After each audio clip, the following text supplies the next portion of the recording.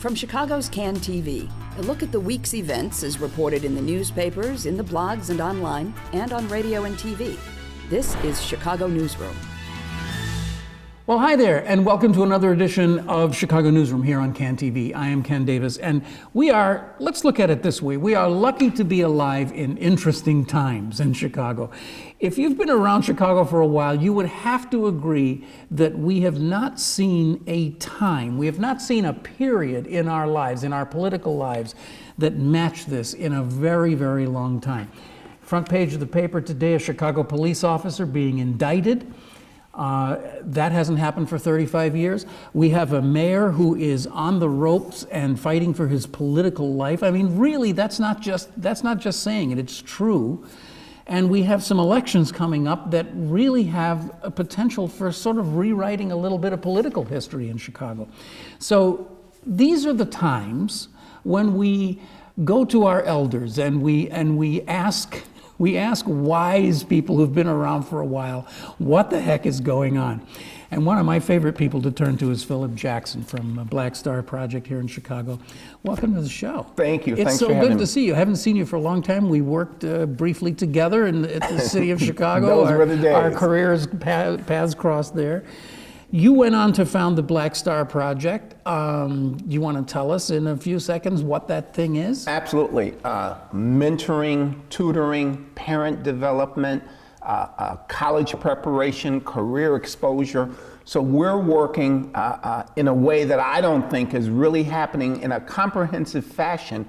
We're working to develop young people, and especially young Black and Latino children in Chicago, to basically be successful, to basically take over the city, in a good sense. in the best way.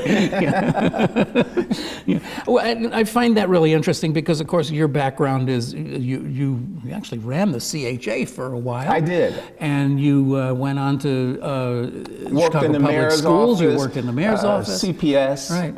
And private sector. I was in right. private sector for about 25 years before So that. there really aren't a lot of people who have seen as much as you have from the inside and the outside, and I'm always fascinated, as someone who kind of dipped in and out of government myself. I'm always fascinated to talk with folks like, I'll say us, who have kind of seen that inside working of it, and also have really had the chance to see what it looks like on the outside too. And I want to get your sense of where we're at today. And because of your involvement with youth, I think it would be really interesting to start. We've talked in the last couple of weeks on this program about I don't even know how to categorize it, but the fact that a lot of younger people in the last couple of weeks have moved into the political space. They seem to be getting active about things. We're seeing activists, we're seeing the Michigan Avenue protests and all that. Is there something going on here, or how do you feel about it? What as somebody who works with young people, how do you see this? Well, as a person who works with young people, who respects young people, I don't think that these young people per se look at themselves as moving into the political space. Now, the space that they're moving in does actually impact politics, but they're moving into a different space. They're moving into a real human rights, civil rights, quote, revolutionary space. And yes, it will impact politics, but they're not right now making a conscious effort to go into the political space. However, what their actions are now are scaring a lot of politicians, to stay up late at night and get up early in the morning to try to understand what these young people are doing. And I want to really take off my hat to these young people. I mean, they have picked up on a couple of things. Number one, they've picked up on the best of the Honorable Minister Louis Farrakhan. He has a justice or else boycott that he's imposing between now and December 31st. And by all accounts, it's been relatively successful. And even that fateful Black Friday that occurred 2 weeks ago, the Friday after Thanksgiving, a lot of the young people give credit to the Honorable Minister Louis Farrakhan. They're also picking up on the late Dr. Martin Luther King in the purest sense of the word. I was so proud of those young people. I was down there, by the way, on North Michigan Avenue. I was so proud of those young people, the way that they actually executed the plan, executed the boycott, executed the marches. Dr. Martin Luther King, one of the few times that I can imagine, would be smiling down and saying, that's what I would have done. There hasn't been a lot of times for him to smile. In fact, it's interesting. When I've written about this and how successful it was and how peaceful it was, how organized it was, how disciplined the young people were, I got responses from cities like Ferguson, like Baltimore, saying, well, we didn't do it that way. Yeah. We set buildings on fire. Yeah. We broke windows. And they told me, they said, and all of a sudden, money starts coming into our community. Now, it shouldn't take Chicago being set on fire for money to come into communities, for solutions to start to flow. And I'm hoping that, I really hope that's never going to be hold that thought, because we have to kind of cycle back around to that in this discussion. I was listening to you, you do the show on WVON on Saturday nights. Yes, sir. And I was listening to your show the night after the Michigan Avenue boycott. And maybe I'm misremembering some of this, but the impression I had from that show was that you were talking to a lot of these young people, and you yourself were trying to figure out what was going on. I mean, because you were asking them questions, and they were telling you things about how the organization was, how it came together. And I just found that really fascinating, because it's a kind of these are things, like I say, that are moments in time. That there was enough energy, there was enough anger, there was, I suppose, rage about what was going on, but somehow or other there was also an intelligence to this, that we are going to try to figure out a way to be visible without, as you say, breaking windows and burning buildings and that kind of thing. I thought that was a very interesting point of maturation in the protest movement. Yeah, well, Ken, these young people, they have created a new model of protest. You know, one of the questions that comes up, Ken, and you may have some questions about it, is the old leadership and the new young emerging leadership. Right. Well, these young people have created a new model of protest, something that my generation and the guys who came up with me, before me and after me, I don't know a lot about, but they do, and they move differently, they think differently, and now they're starting to create different results. And it's something that I'm admiring. Now, it's created some issues, because there is an older leadership structure in the community. And they've been doing things the same way for 40, 50, 60, 70 years. Right. And you want to continue doing things, pretty much the same way. That's not this new generation. This new generation, I mean, they're on something different. They may go left, they may go right, they may go up, they may go down. Well, these are people who were essentially born with iPhones in their pockets. Absolutely. Right? And they just see the world in a completely different way. In fact, something that I find really exciting as one of these older people.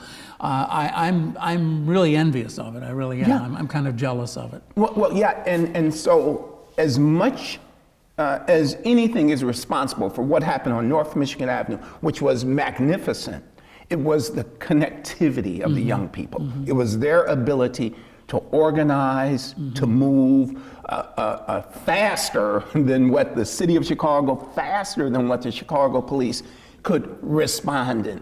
And that's where we're going. In fact, young people all over the country, from what I'm understanding, are now tweeting and Facebooking and Instagramming, and they're picking up on that model. So we may start to see this Chicago movement exported to other cities. Well, it was interesting that a long time ago, a few years ago, we were seeing things like flash mobs, and that kind of, as they were called. There were good ones and bad ones, but the idea that people could almost immediately assemble at a location to do something funny or goofy, or in some places it's violent, but the point is that the tool that exists to physically organize people is something that didn't exist before. And if it can be seen to be used in a way that really is positive and is an organizational strength, then we have moved into a new era, a new generation. And Ken, and the young people, they made me an honorary elder. I don't quite understand, but I'll accept it. Yeah. They're planning stuff. I mean, and they're working under wraps because they know that they can use social media to bring out hundreds, thousands, to pinpoint them at locations. And so our young people are starting to think more strategically. Yeah. Similarly to what Dr. Martin Luther King did, maybe we can compare what happened on North Michigan Avenue to the beginning of the bus boycott in Montgomery as a catalyst for a different kind of movement. Interesting, and you know, I'll accept that because if you talk about it as being the early stages of the Montgomery, because having just come back from the Civil Rights Museum in Memphis a month ago or so, it's really interesting to see that that was not spontaneous. This was something that had been planned for a while. The people who were involved in it had been sort of figuring this out for a while. But when they sprang it on the world, it was new to everybody, and there may be something similar here. But I do want to ask you, though, about the other half of this equation, which is the police. Because, let's face it, if the police wanted to stop that on Michigan Avenue, or if the mayor's office or someone had said, don't let them get past Wacker Drive, they wouldn't have got past Wacker Drive. The fact that they were on Michigan Avenue and that they had essentially control of Michigan Avenue for most of the day was because the police allowed them to have it. I mean, you would concede that, I think, wouldn't you? Well, rather than conceded, I'd like to talk about the dynamics and the understanding, if you will, between the protesters and the police. The protesters were out there, and they knew their role, and they knew what they wanted to do and what they were going to do. The police were out there, and they knew their role, and they were given orders. Now, I don't know what the police would have done on their own, but they had orders to do certain things. And so there was almost a kind of a consensual nature. That's the in word. The protest. Where the police said, well, I was out there, I saw, the police said, look, we're gonna let you go so far, we're gonna let you do these things. And the protesters said, fine, then these are the things we're going to do, and this is how we're gonna go. And so they kind of agreed. Now, I believe a couple of things. Number one, I looked into the eyes of many of the policemen who were out there. A lot of them didn't want, they said, look, this is the Friday after Thanksgiving. What am I doing out here? Standing, protecting Tiffany's. Is this what I signed up for when I became a Chicago policeman?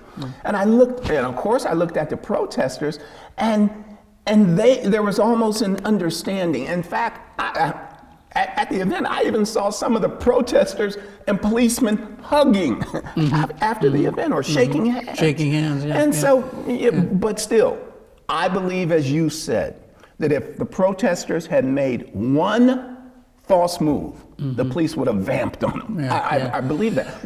Well, I mean, just the fact that the police were turned out in, I don't know the proper terminology, but let's just say in non-riot gear. Yes. They didn't have face shields on. They weren't standing there with their batons in front of their faces. Pushing the crowd. Right. So there was a decision that was made somewhere that we're going to give this. We are not going to be the flashpoint. We're not going to start the fire. And if they don't start the fire, well, we'll just see how it goes. Yeah. And it really did have that feeling as the day was wearing on, of just kind of like these two adversarial groups that were just kind of feeling each other out. And so, this is, as I've said on the show before, this was not Mayor Daley's 1968 police force. No. And once again, I want to talk about these new protesters, the young people. I want to talk about their discipline, their organizing skills, their leadership skills. I mean, that was an amazing feat for these young people to pull off. And in fact, the biggest difference between the older leadership and the younger leadership is the energy and the dynamism When those young people made up their minds and they said, we're shutting down North Michigan Avenue, and then they executed. Well, I don't know if my older leadership, if we can have that same kind of energy. I mean, we can want it shut down. Yeah. But when those young people came out, they said, this is a done deal. It's going to shut down. And I want to give the police just a little more credit, not too much credit. If they had moved on the crowd, as big a story as it was, it would have been 10 times bigger. Oh, absolutely. Yeah, and it would have had 10 times more negative repercussions for the city as anything. So everybody did the right thing on that day. So the question now is whether this can be sustained, whether this energy can be sustained. I mean, this show, we should say, is gonna be airing for a couple of weeks. So. Because we're taking a short holiday break, but people watching this might already know a good deal more than we do about this. But there is some talk about a Christmas Eve kind of a repeat performance on Michigan Avenue. I've been seeing that. I guess my question is, do the protesters have the stamina to keep doing this and do it with the same kind of I'll say intelligence that they've used in the past? And do they have the ability to move this into the political space, as we talked about earlier? For example, yes, they're not political in the sense of ward politics, but what they are engaged in is a political activity. So there is going to be an election for a state's attorney, and there are always elections coming up for Cook County judges, for retention of judges and that kind of thing. Would these people find that interesting enough that they would want to get involved in the electoral process to change politics in Chicago? Yeah. Oh, well, there are two questions there. Number one, there's probably more than that. Can they sustain this movement, this kind of activity, for any length of time?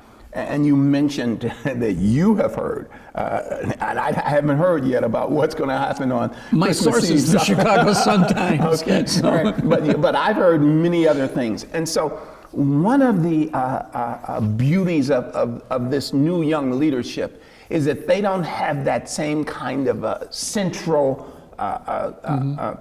focal point as the old leadership, where it all goes through one person. And so what's happening with them, it's almost as though they have a cell system. So one cell makes a decision to move, and then 50 other cells get behind that, or these two decide, and then in a way, that's a really good thing, meaning that you can't co-opt the leadership, you can't scare it, in a way it's a good thing. So when you ask, can it be sustained? I mean, I hear 25, 30 different groups of young people talking about what they're going to be doing, and at certain points they're going to do it together, and at other points they're going to be doing it individually, different groups. And so it's almost as though they're putting together a schedule, if you will, in order to sustain this kind of movement. So there's possibility of that. Now, you also talked about whether or not this movement can transfer or translate into the political realm. And many of the protesters or the younger people have talked about that as well. They're starting to understand, and I don't think they did. I don't think that they understood that the way that you achieve political change is not by marching up and down the street, and not by closing down North Michigan Avenue. Impressive though that may be on one day. That's great, but that's not how you get political change.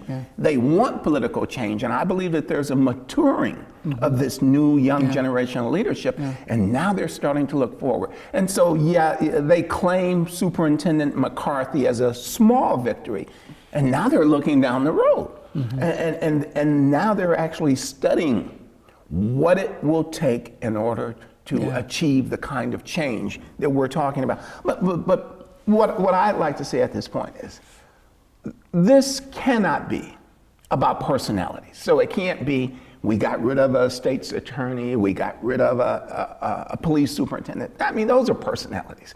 Until you actually change the structure, the system, the governing forces. You really haven't changed anything. Mm-hmm. Yeah. And now these young people are starting to come to that realization.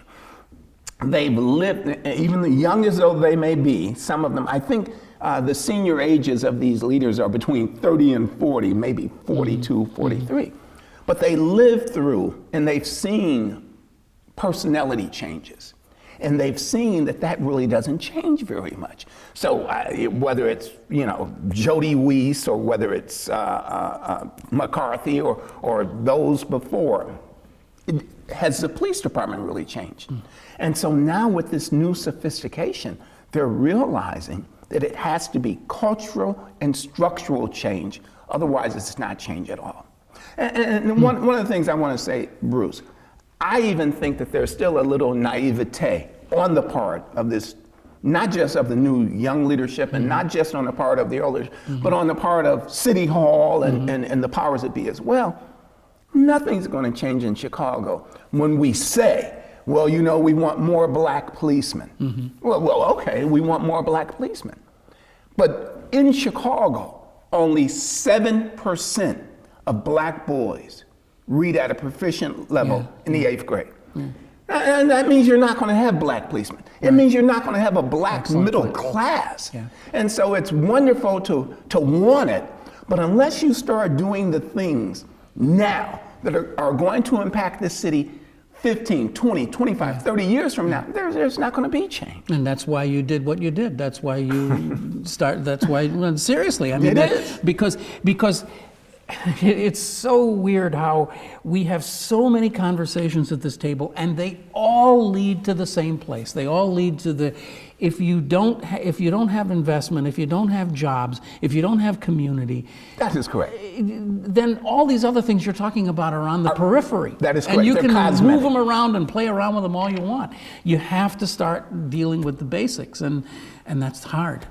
Yeah, well, it's really not hard impossible. It's not impossible. Yeah. It is difficult, but I can tell you that we haven't done it. I mean. So let me give you one example. There's a school, Barbara Sizemore. It's on the south side of Chicago, 69th and Hermitage. Recently, it was scheduled to be closed. Now, the city as a whole, 7% of black boys read at a proficient level in the 8th grade. Well, at this school that the Chicago Public Schools has decided to close, 71% of the black boys. Is that one of those charters? It is. Where 71% of the black boys read at or above grade level. And so, as you and I well know, over the past few years, how many superintendents have we had? How many administrations have we had? Who knows where the washrooms are at the new CPS building? Mm-hmm. But these people are making decisions about closing effective schools. And granted, Barbara Ann Sizemore is not perfect, but the black community, and I'm going to take the liberty today to speak for the black community. The black community would rather have 50 Barbara Ann Sizemores than many of these other schools that are in our community, and it's being closed. And so a question that we kind of talked about is, can this mayor create the kind of reforms that the city needs in order, to move forward? Mm-hmm. And I believe that he's getting bad advice from all the wrong advisors. I believe he's got people around him who either don't understand the city, or they're not out there, or they don't know the city, but they're giving him bad advice. The good advice is, Mr. Mayor, this time they got the ups on us. Mm-hmm. So let's go out there, let's find out what they really want, and let's see if we can give it to them.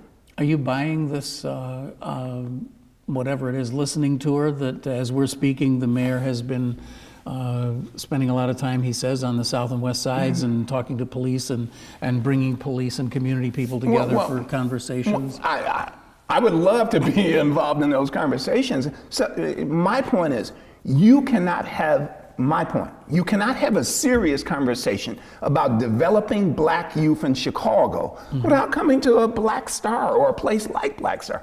And I don't know that that's the case. In fact, I know it's not the case. No one's come to us on that. And it's not only us. So it's not only Black Star. But when you're getting your advice from the University of Chicago on how to manage the Black community and Black children, you're going to fail. You're going to fail. As we all know, the University of Chicago only has 2% Black males on their campus. And so when they're leading the discussion on My Brother's Keeper, when the University of Chicago is leading the discussion on mentoring Black boys, when in my opinion, they destroy Black boys, you're going to fail. And so I would ask the mayor to think strongly about some new advisors. Yes, I understand what you're saying, but we have a bunch of different sort of silos of this discussion because you brought up the education thing. I'm wondering about I don't know whether to go down that whole pathway about schools and education, but a part of the argument that's been made about charters, as I'm sure you're aware, is that they are bleeding dry the traditional schools. And certainly the CTU is very much opposed to them for all kinds of political and economic reasons.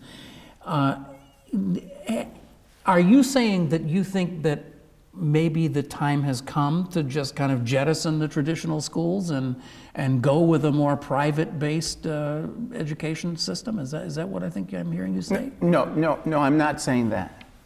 What I am saying is that for the past 10, 20, 30, 40, 50, 60 years.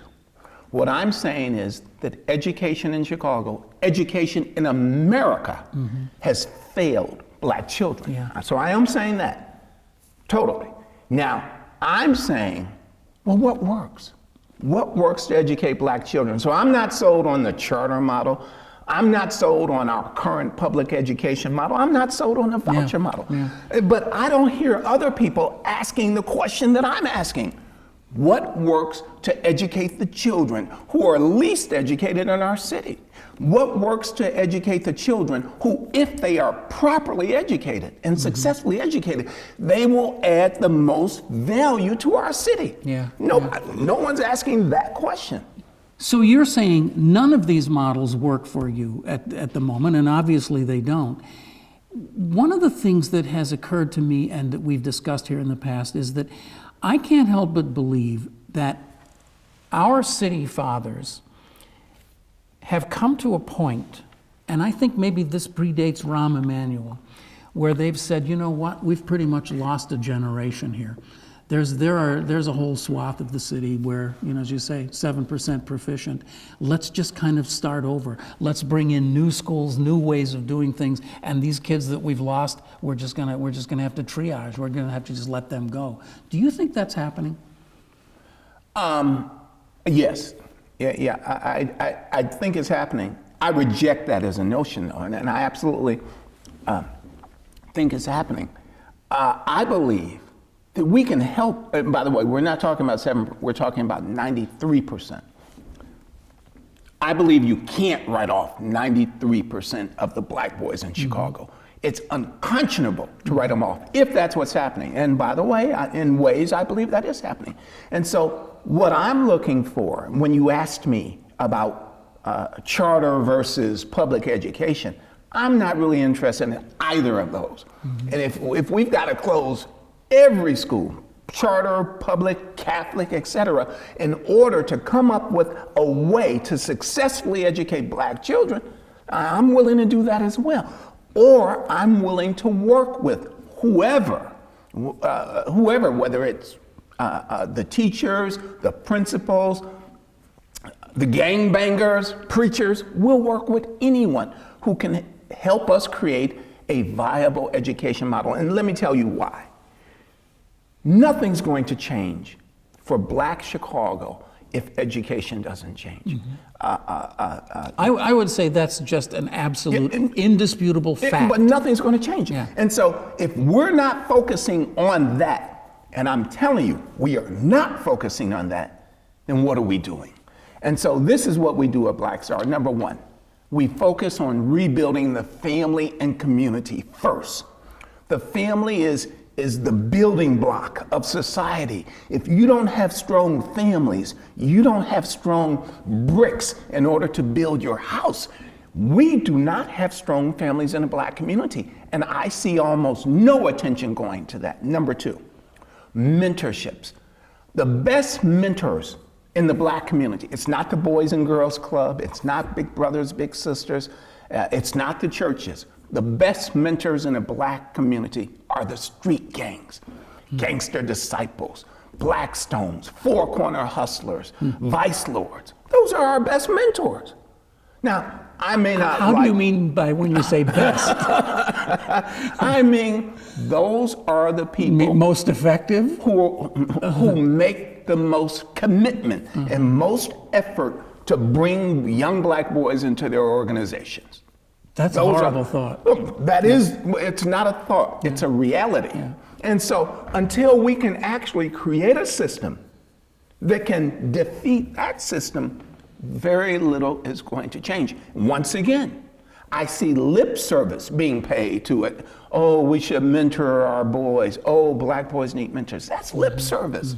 But until we create structures and systems to make that happen, you're always going to have. So let me say this about Laquan, and then I've got two more things I'm going to do. Laquan McDonald. If he hadn't been shot 16 times, what would his life be like? So we think the crime is, well, he was shot 16 times, and Van Dyke has been indicted. Is that the crime? Or is the crime that whether he's shot or not, he really doesn't have a life worth living? No prospect for a job. No, he doesn't have a life worth, that's the crime. And until we start addressing that crime, it doesn't. Van Dyke may be convicted. You know that the policeman in Baltimore yesterday mistrial. So, but that's not really it. And so, in a sense, we're the criminals. We're the ones Our generation. who are responsible for Laquan. Not his being shot down, but for him being in that position. So we've got family and community mentorship. Number three, education. I am at the point in my life where the education in America, so I'm not just saying Chicago, the American education system is a disservice to Black children who are involved in it. Meaning, this is what this means, that if parents kept their children at home and decided, like we did when we came out of slavery, that we were going to take responsibility for educating our own children, we would do dramatically better than sending our children to school every day. So I'm not the guy to defend the American education system, as you might imagine. But education is so important because, as we all know, education is a global thing today.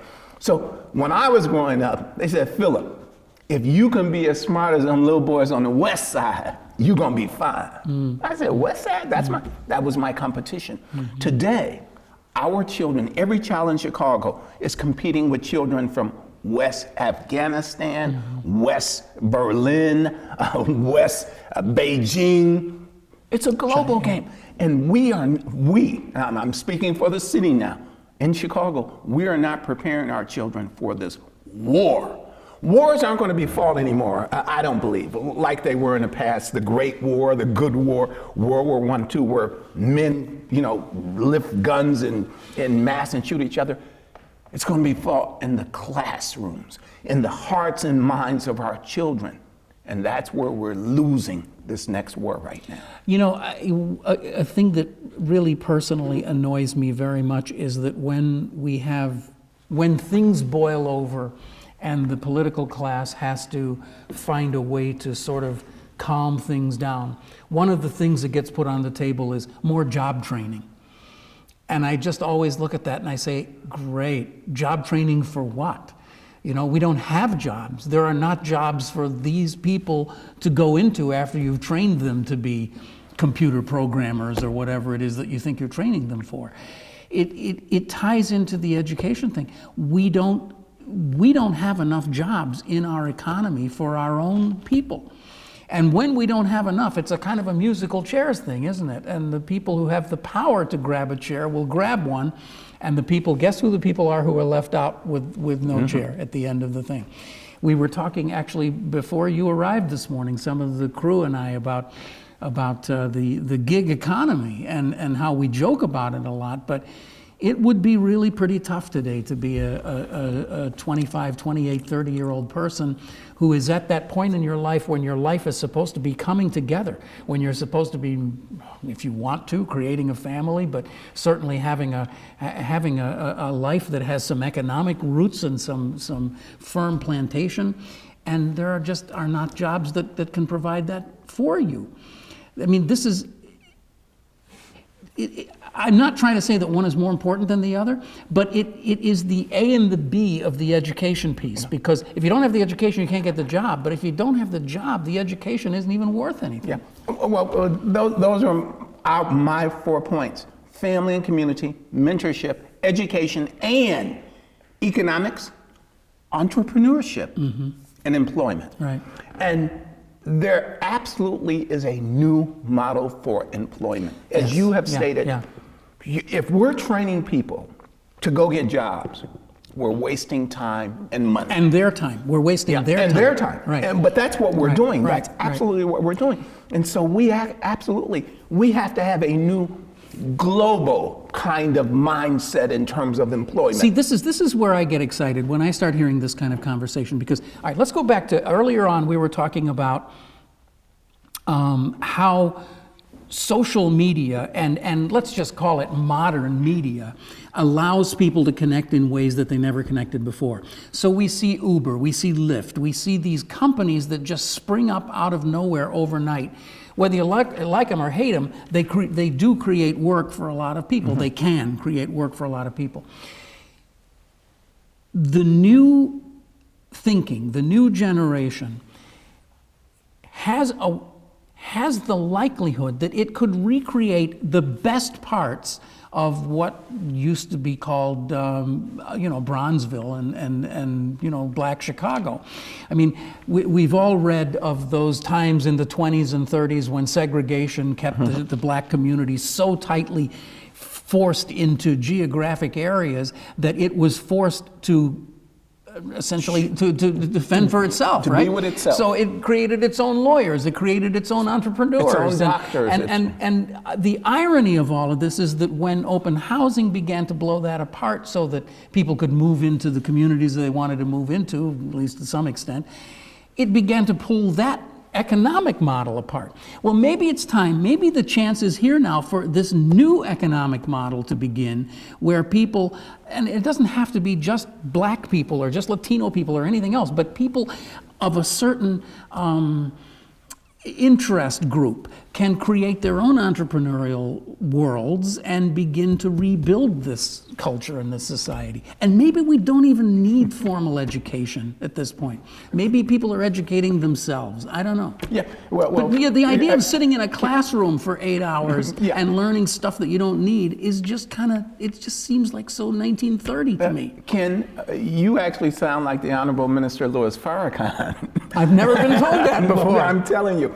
Because he's saying almost verbatim what you're saying. He's saying that there was a time, just as you said, when black people depended on each other because we were forced to, and we actually did rather well, depending upon each other. So he's saying exactly the same thing. But you're absolutely right. The education model that we're using today in 2015 is pretty much the same education model that was created in about 1809 for America. Right. And of all the things that have changed, that have evolved, that have improved, the education model is pretty much the same. Go sit in a classroom, listen to a smart person will talk to you, talk at you.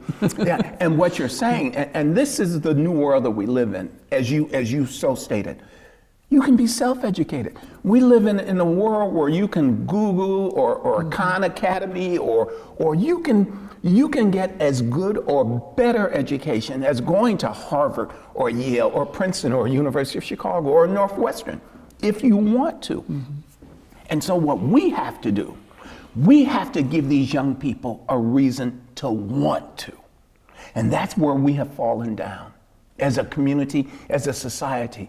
We have fallen down in the inspiration of our young people. Our young people don't want, and I'm speaking mostly about young black children. Yeah. But in a way, we have failed all of our children in America in terms of properly preparing them for this new world that we live in. You know, we still, in a way, we teach American children, you're American, you're the best. You know, we've got bigger guns than everybody, bigger rocket ships. You're the best. And that is not the case. I think you're wrong, because I think Donald Trump said we can be great again if we just vote for him. I'm pretty sure I heard him say that. Philip, we have run out of time. I'm afraid so. We really have. We've overstayed our welcome here. All right.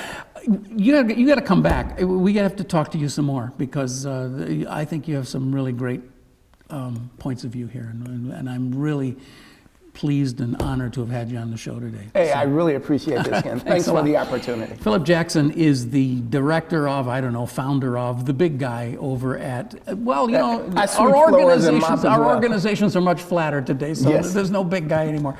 But you are a founder of, let's call you that, founder of Black Star Project, and we're happy to have him on the show here today. You've been watching Chicago Newsroom. It is a community service of CAN TV, and we're really glad you are watching. Coming up in a couple of weeks, we're going to take a couple of weeks off, let the crew go spread themselves around the country and have a good time. And we'll be back on January 6th with Donna Moore, who is, as you know, one of the candidates for Cook County State's Attorney, and that'll be interesting too.